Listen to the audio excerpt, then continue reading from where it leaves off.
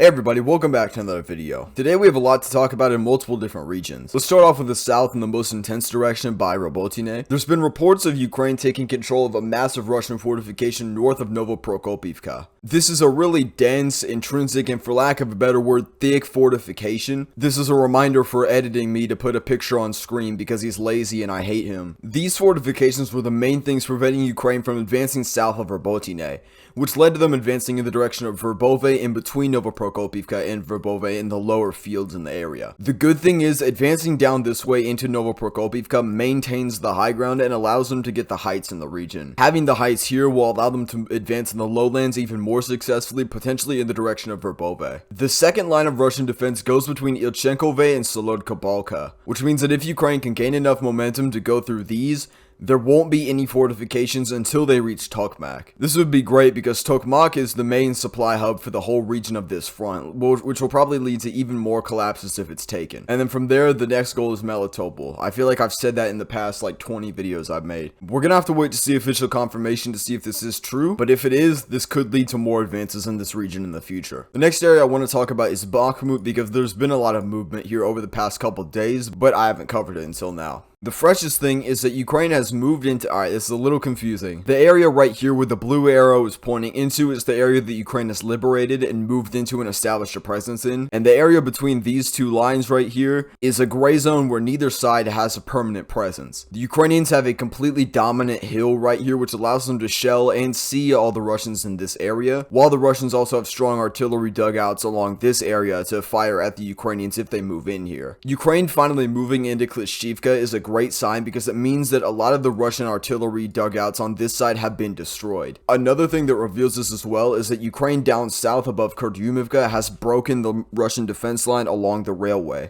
The rail line's really hard to see on here, so let me draw it in really fast. You can see that the red rail line goes up to the front line in some parts, and that's because that's where the main Russian defense line around here is. But the Ukrainians breaking through it right here is great because that means that a lot of the Russian positions on the other side of the railway have been destroyed. The next goal from here is likely to push behind Kurdyumivka, potentially cut supply, or just hit the settlement from two sides. Once Kurdyumivka falls, that will likely lead to the fall of Ozaryanivka as well, and we may see the Ukrainians roll the Russians back up to this hill. I said this in like every single video I made in June and July, but this hill is a very good position which will allow the Ukrainians to have high ground over pretty much everywhere else around here, and it will allow them to roll down this area towards the south of Bakhmut, which could lead to potential dangers for encirclement. The little question mark that I have right here is because some Russian sources are reporting that the Ukrainians have a bridgehead south of Ozaryanivka. I'm not sure where that would be. It could be more south towards the Mayorsk train station or around this area that I assume it's probably in. But it seems like it is a different thing from the railway penetration on this side. So we'll have to see what comes of that in this situation of Bakhmut in the next 2 weeks. Overall, I think the fact that Ukraine is moving into the gray zone where they'd previously not been able to is a telling sign of movement and progress inside of this area. The last area I want to talk about is Velika Novosilka, and sort of to the right of it actually. The Ukrainians have eliminated the gray zone between the river and Novomayorsk. There have been multiple reports of attacks in the direction of Novodonetsk, Novomayorsk, and Shevchenko. It seems like the Ukrainians may be trying to widen and spread out Russian forces in this area. They've also been ramping up assaults in the direction of Priutne, Zaporizhzhia, and Kreminna. There have been a lot of signs showing that the Russians have been low on reserves, and I think some people who create maps of where the divisions are showing that there's very little Russian reserves still left to plug holes. Many of them have been sent into the Robotine direction because that's the most critical area of the front line. Who is on my line, bro? God! But an attack in this direction could threaten to flank Pavlivka, which is an area where the Russians sunk a ton of resources into, as well as Vuhledar, and could be just as dangerous as a penetration down through Staromlynivka to Mariupol. This will probably force the Russians to spread out their forces in this direction as well,